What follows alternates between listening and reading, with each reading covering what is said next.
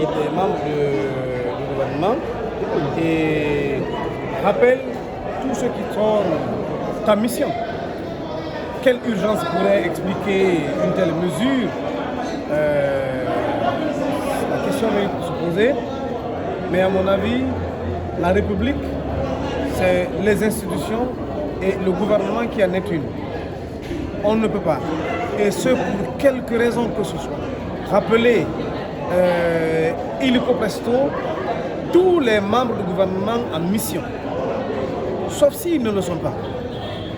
Maintenant, la question qu'il faut se poser pour comprendre certainement les raisons qui sous-tendent cette décision, est-ce que tous les membres du gouvernement qui sont à l'étranger sont effectivement en mission? Est-ce qu'ils sont effectivement en mission? Pourquoi les rappeler aussitôt et de cette manière? Pourquoi ne pas accepter qu'ils terminent leur mission? Parce que pour quelqu'un qui a quand même un ordre de mission et qui est en mission de la République, ne peut pas être rappelé illico presto, quel que soit le besoin. Il y a, le département ne se résume pas au ministre, il y a le secrétaire général. Et le gouvernement ne se limite pas à 2 ou 3 ou 4 autres qui sont à l'extérieur. Le conseil des ministres peut soutenir à l'insu même de la moitié du gouvernement. C'est une pratique. L'autre question qu'il faut se poser, c'est pourquoi il n'y a pas eu de conseil des ministres depuis belle lurette. Voilà. Maintenant, le 31 décembre arrive à grands pas, nous nous réjouissons que tous les membres du gouvernement soient ici et que ce qui doit arriver arrive devant tout le monde. Voilà. Alors, est-ce que vous ne venez pas du tout à contre-pied le vice-président, M. Kalemondou Yansane, qui tout de suite s'est réjoui de la prise de cette décision? Je dis que le questionnement n'empêche pas la réjouissance. Voilà, je dis que j'applaudis des mains et des pieds cette mesure pour que le 31 décembre 2024 trouve tous les membres du gouvernement ici. Lorsque le peuple de Guinée se lèvera et voudra se dresser contre la confiscation du pouvoir, eh bien c'est important que tous les membres du gouvernement soient ici et que chacun ne vive pas à distance. Maintenant, ça n'empêche pas les questionnements. Pourquoi? Qu'est-ce qui urge? Qu'est-ce qui urge? On n'est pas encore en décembre. Parce qu'au regard des engagements qui ont été pris avec la communauté internationale, à travers la CEDEAO, à travers les accords interguinéens entre le CNRD et les autres partis politiques et entités de la société civile, la transition est censée prendre fin le 31 décembre au plus tard. Si cette mesure est prise, est-ce par incompétence du Premier ministre? Est-ce que c'est ce qui justifie qu'on rappelle tous les ministres qui sont à l'extérieur du pays?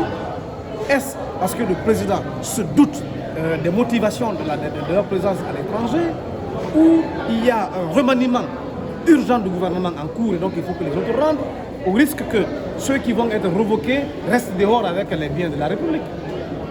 Il y a tout ça, c'est des questions qu'il faut se poser.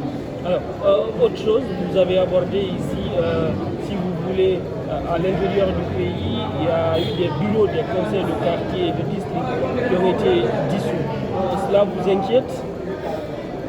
Souvenez-vous, il y a 2 ans, lorsque on a donné le mandat, le gouvernement a donné le mandat au gouverneur de nommer dorénavant tous les chefs de quartier, nous avons dénoncé une mise en place d'un système de confiscation du pouvoir à travers des soi-disant élections.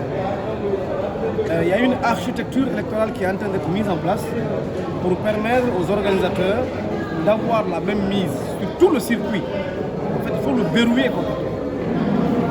On a beau changer les chefs de quartier, on a beau changer tous les préfets et gouverneurs, on a beau destituer tous les conseils communaux, ruraux et urbains, mais on se rend compte que la base du système, l'architecture, repose sur les quartiers, les secteurs et les carrés. Alors, il faut donc les gommer tous pour mettre des collabos, pour mettre des individus qui, au détriment des principes, au détriment de la République, au détriment de la paix, au détriment de la stabilité et de la loi, feront le sale boulot de ceux qui leur ont permis d'avoir un poste quelconque. Donc, et puis, encore une fois, la question que nous devons nous poser, quelle est cette urgence? Quel est ce problème? Quelle est, si vous voulez,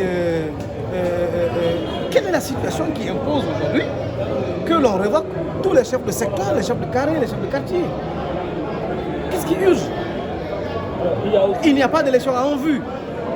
Mais écoutez, la loi permet bien entendu que l'on dissolve l'ensemble des conseils, bien entendu, pour aller lire de nouveau.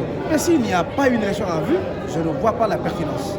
Il y a aussi la célébration du 2 octobre, l'an 66, de l'indépendance. D'abord, une situation assez intrigante. On a vu le Bata défiler sans boîte chargeur. Beaucoup n'ont pas fait attention à ça. Quand même, le bataillon autonome des troupes aéroportées, communément appelé des Bérets Rouges, ont défilé sans le moindre chargeur, alors qu'on a vu l'autre unité d'élite appelée Force spéciale exhiber toute son armada. Est-ce une façon de présenter les forces spéciales au-dessus de toute l'armée régulière? Une façon de dire aux autres valériens? Est-ce un signe pour les prochains revendicateurs, pour ceux-là qui voudront s'opposer à la confiscation du pouvoir? Nous avons tout ce qu'il faut pour vous mater. Eh bien, voyez notre armement, voyez toute notre disposition logistique. On est paré à chicoter, à marcher sur tous ceux qui vont se dresser devant la volonté du général. C'est peut-être ça le symbole. Mais sinon, la célébration de l'indépendance doit se faire autrement que par un simple défilé militaire. Y a-t-il eu d'autres actions qui impliquent nos ménagères, qui impliquent nos mamans, les cultivateurs, qui impliquent les éboueurs, qui impliquent les élèves et autres corps de métier? Parce que la République n'est pas faite que de militaires et de policiers et de gendarmes. Voilà. Qu'est-ce qui peut attirer les autres comme quoi c'est une fête qui implique tout le monde? On se rappelle, le 2 octobre 2021, mais toute la Guinée était en liesse. Pour une des rares fois, tous les Guinéens ont célébré, mais avec faste, l'indépendance. Alors, il n'y a pas eu de rappel historique. À date, il y a des générations qui ne savent même pas comment l'indépendance a été acquise. Et qu'est-ce que représente l'indépendance pour nous? Mais s'il n'y a pas eu cet enseignement-là, il n'y a pas eu donc d'activité qui puisse, n'est-ce pas, interpeller tous les citoyens guinéens afin que l'on conscientise, l'on intériorise les valeurs, l'importance, non seulement du 28 septembre, ça c'est important, le 15 août et le 2 octobre. Parce qu'on ne sait pas ce que ces dates-là nous présentent, sincèrement. Croyez-moi, allez-y dans la rue, faites un micro-trottoir. Dites ces trois dates-là à un citoyen guinéen. Il ne saura pas vous dire ce qu'elles représentent effectivement. Merci. Merci. Votre nom, s'il vous plaît. Joachim, Baba, Mili, nous comme Moulin et nous à la fin. Pas mon nom.